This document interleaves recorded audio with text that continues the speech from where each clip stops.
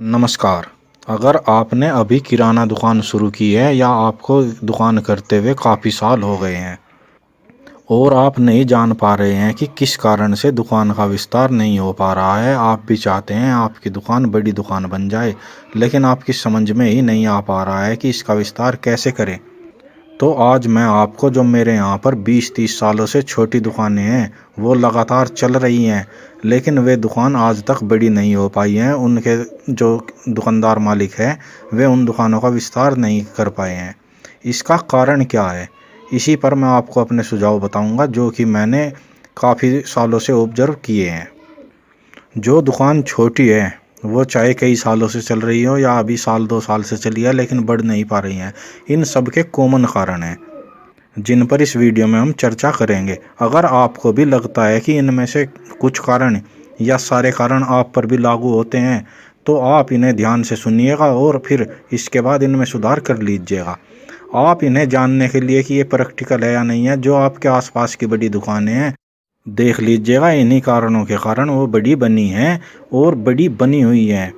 तो यदि आप भी अपनी गली मोहल्ले शहर कॉलोनी या गांव में दुकान है और उसे छोटी से बड़ी बनाना चाहते हैं तो इन सुझावों पर अमल कीजिए और इन्हें दूर कीजिए। निश्चित ही आप कुछ महीनों में अपनी दुकान का विस्तार होते हुए देखेंगे और आपका प्रॉफिट अपने आप बढ़ने लगेगा।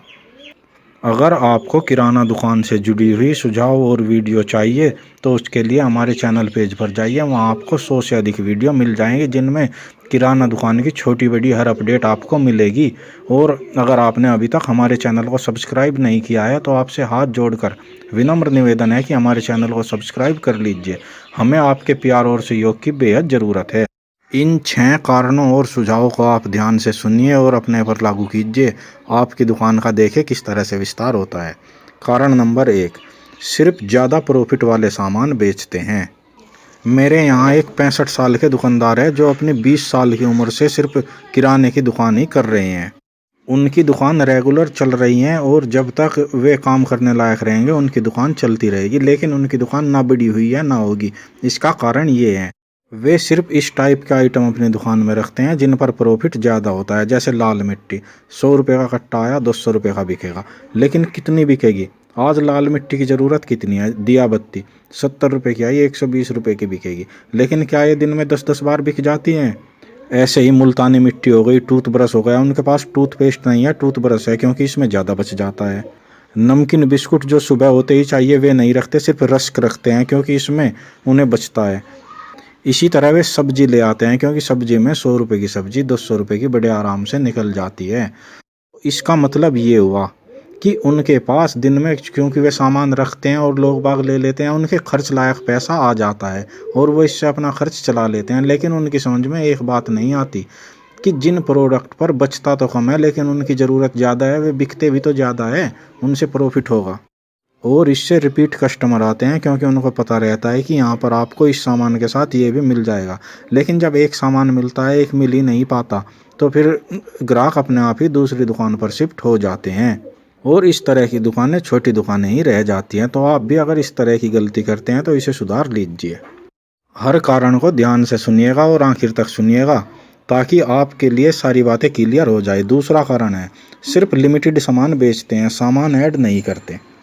कुछ दुकानदार जो परचून के बेसिक आइटम होते हैं उनसे शुरुआत करते हैं, जैसे पान मसालों की कैटेगरी हो गए, सर्फ साबुन के आइटम हो गए, इसमें शैम्पू आ गए, घी तेल रिफाइंड जैसे आइटम, धूप बत्ती अगरबत्ती, टूथब्रश टूथपेस्ट, नमकीन बिस्कुट कुरकुरे, इनो विक्स हिंगोली चीनी बूरा, दालें मसाले, सूजी बेसन चने पतासे चाय पत्ती।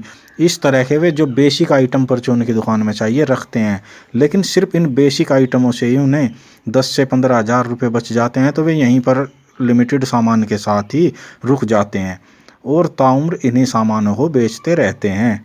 वो इनमें परचून की दुकान पर बिकने वाले नए नए आइटम ऐड नहीं करते हैं, जबकि हमें दुकान को टाइम के साथ बदलते रहना चाहिए। जिस सामान की ज़रूरत हमारी कॉलोनी, हमारी सिटी, हमारे मोहल्ले में है और जिस सामान को ग्राहक मांगने आ जाता है, आपको वो सामान दुकान पर रखना चालू कर देना चाहिए क्योंकि उसी से तो हमारा प्रॉफिट होगा। ग्राहक खरीदेगा तो प्रॉफिट होगा।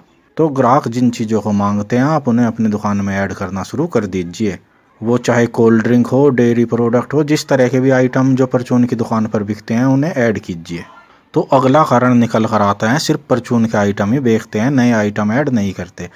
परचून की दुकान पर परचून के साथ साथ और भी काफ़ी आइटम होते हैं, काफ़ी कैटेगरी हैं जिन्हें आप चला सकते हैं। जैसे कि आप एक बहुत ही सिंपल सी चीज़ है, आप प्रिंटर रख सकते हैं और कंप्यूटर रख लीजिए, लैपटॉप ले लीजिए। इससे आप कितने तरह के काम कर सकते हैं, इन्हें आप यूट्यूब पर जाकर भी देख लीजिएगा, वीडियो काफ़ी लंबी हो जाएगी। इससे आप 5-7 हज़ार रुपये महीना बड़े आराम से कमा लेंगे अगर आपके यहाँ ये काम चलता है तो। और अगर आपको नॉलेज नहीं है, अपनी सिटी में 200-400 रुपये देकर आप 2 से 3 घंटे में इन काम की नॉलेज, जो सेंटर इस तरह के खुले हुए हैं वहाँ पर जाइए और इस तरह की नॉलेज लीजिए। उसके बाद बड़े ईजी रूप से आप इन सब कामों को कर लेंगे। इसके अलावा आप अपनी दुकान पर कॉस्मेटिक आइटम रख सकते हैं। ऐसे बेसिक आइटम होते हैं जिन पर लेडीज़, अगर आप जेंट्स भी हैं तो आपसे बड़े आराम से आकर ले लेगी। उस तरह के कॉस्मेटिक आइटम आप देखिए और उन्हें अपनी दुकान में ऐड कीजिए, क्योंकि इनमें प्रॉफिट 30 से 40% का होगा। ध्यान से देखिए आपके आसपास जिन्हें आप बड़ी दुकानें मानते हैं और जो बड़ी दुकानें हैं भी, वो परचून के साथ साथ और कितनी कैटेगरी का आइटम अपनी परचून की दुकान पर बेचती है। हमारे यहाँ एक कहावत है कि परचून की दुकान पर आप कुछ भी बेच सकते हैं।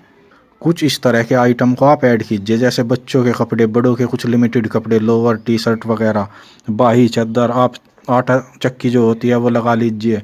गिफ्ट के जो आइटम होते हैं, जूते चप्पल जो होती हैं, आप सब्जियां भी लाइए, इनमें भी अच्छा प्रॉफिट होगा। प्लास्टिक के आइटम पर आपको 50% बड़े आराम से बच जाता है।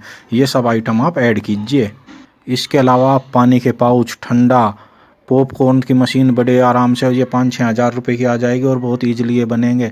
इसके साथ साथ आप जो शुगर कैंडी मशीन आती है 1000 से 1200 रुपये की, वो ले आइए। इसमें प्रॉफिट आपको 1 रुपये के आइटम पर 10 रुपये का प्रॉफिट हो जाएगा। इलेक्ट्रॉनिक सामान बेच सकते हैं, गाँव में दुकान है तो आप बाही, खल चोकर, खाद बीज, ये सब भी बेच सकते हैं। आप देखिए कि क्या क्या आइटम ऐड किए जा सकते हैं। अपने आसपास की बड़ी दुकानों का निरीक्षण कीजिए और उसके बाद एक लिस्ट बना लीजिए, और इन सामानों को अगर आपका बजट है तो तुरंत ले आइए, वरना धीरे धीरे ऐड करना शुरू कीजिए। क्योंकि काफ़ी आइटम परचून की दुकान में ऐसे रखे जाते हैं जिन पर आपको परचून के आइटमों से ज़्यादा प्रॉफिट होगा और वो आइटम सिर्फ आपके पास मिलेंगे। ये एक मोनोपोली क्रिएट करना कहते हैं। जब आपके पास ही मिलेंगे तो ग्राहक आपके पास आएंगे और उसमें आपसे ज़्यादा मोल भाव भी नहीं करेंगे, क्योंकि वो सामान किसी और के पास नहीं है। तो इस तरह की चीज़ों को ऐड कीजिए। सामान को थोक रेट पर पेटी या कट्टे में ख़रीदना शुरू कीजिए। काफ़ी दुकानदार जिन्होंने छोटी दुकान शुरू की होती है और जब वो ज़्यादा सामान भी लाते हैं तो उन्हें आदत वही पड़ जाती है, वो पेटी या कट्टे में सामान नहीं खरीदते। अगर आप टूथपेस्ट हो, साबुन हो, उन्हें खुला लेते हैं और पेटी में लेते हैं तो आपको डबल प्रॉफिट होता है। हमारे चैनल पेज पर जाकर देखिए, आपको होलसेल रेट में अगर आप सामान ख़रीदते हैं, कोई भी सामान पेटी या कट्टा, उस पर कितना प्रॉफिट होता है, काफ़ी वीडियो है, उससे आप इसे डिटेल में समझ सकते हैं। वहाँ पर एक बार वीडियो देख लीजिएगा। तो सामान आपको हमेशा ज़्यादा क्वांटिटी में पेटी या कट्टे में ही पूरा का पूरा ख़रीदना है। इससे आपका प्रॉफिट होगा तो दुकान अपने आप बड़ी बनने लगेगी। इसके साथ साथ एक कारण और है, दूसरी दुकानों से कंपटीशन का प्लान नहीं बनाते। ये भी एक बहुत बड़ा कारण है जिससे दुकान छोटी ही रह जाती है। हमारे आसपास जो दुकानें होती हैं या नई दुकान खुलती है, जो पुरानी दुकान है और वो एक नया आइटम ले आती है और उस आइटम को कुछ सस्ते दामों पर देती हैं, तो हमें भी एक रणनीति बना लेनी चाहिए किस तरह से हमें दूसरी दुकान से कंप्लीट करना है।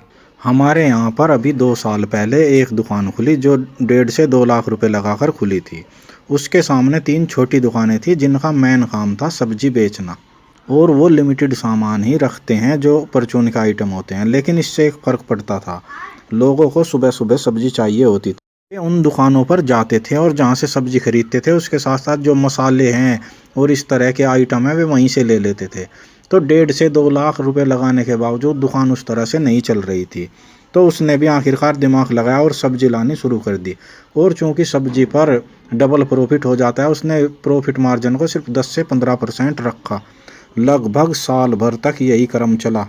वे दुकानें सब्जी के कारण ही चल रही थी और उसने सब्जी का प्रॉफिट मार्जिन ही ख़त्म कर दिया, जिससे ग्राहक उसी तरफ शिफ्ट हो गए और उसकी दुकान में सारा सामान था वो बिकने लगा। और आज वो दुकान तो नंबर 1 है और उनमें से एक दुकान, जो छोटी दुकान सब्जी बेचती थी, बंद हो चुकी है और बाकी दुकानें इस समय सिर्फ सफरिंग के मोड पर है।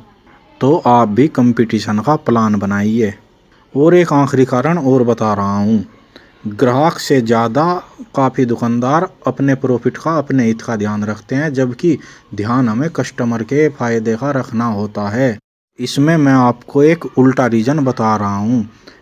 आपने काफ़ी दुकानें ऐसी देखी होगी जो छोटी से बड़ी होती हैं, लेकिन आपने कुछ दुकानें ऐसी भी शायद देखी हो, नहीं देखी है तो मैं आपको बता रहा हूँ। ये दुकानें खुलती तो बड़े स्तर पर हैं, लेकिन 6 महीने साल भर के बाद ये छोटी दुकानों में तब्दील हो जाती हैं, और इसका कारण इनके दुकानदार, इनके मालिक खुद होते हैं। जब दुकान नई नई खुलती है तो काफ़ी लोग काफ़ी पैसा लगा देते हैं और सभी तरह का आइटम अपनी दुकान पर रख लेते हैं, लेकिन परचून की दुकान चलने में 5 से 6 महीने का समय लगता है। ग्राहक जो दूसरी दुकान पर जमे हुए होते हैं वो सिर्फ आपके पास ज़्यादा सामान है ये देख कर ही नहीं आते, वो कई चीज़ों को देखते हैं। आपका व्यवहार कैसा है, मार्केट में कैसे जमेंगे, सामान कितने प्रॉफिट पर दे रहे हैं, महंगा है, मंदा है। तो इन सब के लिए सामान भले ही हमारी दुकान में सारा भरा हुआ हो, लेकिन हमें सब्र करना होता है, और काफ़ी लोगों के पास ये सब्र नहीं होता, और 5 से 6 महीने में उनका सब्र टूट जाता है, और उसके बाद वो धीरे धीरे उनमें से जो सामान ख़त्म होता रहता है, उन्हें लगता है कि ये सामान तो काफ़ी ज़्यादा दिनों में बिका, जबकि बिकने का कारण ये होता है शुरुआत में ग्राहक उस दुकान पर नहीं आए थे, तो वो काफ़ी सामानों की जो लिस्ट होती है इसे सॉर्ट कर देते हैं। आप भी इनमें से कुछ सुझाव जो आपको अच्छे लगे हैं अपनाइए, और जो कारण आपको लगते हैं कि आप कमी कर रहे हैं उन्हें दूर कीजिए। आपकी दुकान का भी विस्तार होने लगेगा और आपकी दुकान भी छोटी दुकान से बड़ी दुकान में तब्दील हो जाएगी। अगर जानकारी अच्छी लगी है तो वीडियो को लाइक कीजिए और हमारे चैनल को सब्सक्राइब कर दीजिए, ताकि आने वाले दिनों में जब इस तरह की कोई वीडियो आए तो आपको उसका नोटिफिकेशन तुरंत मिल सके। और इसी तरह की और अधिक वीडियो देखने के लिए हमारे चैनल पेज पर जाइए, वहाँ इस तरह की सैकड़ों वीडियो हैं जिन्हें आप देखकर काफ़ी फ़ायदा उठा सकते हैं और अपने बिजनेस को बढ़ा सकते हैं।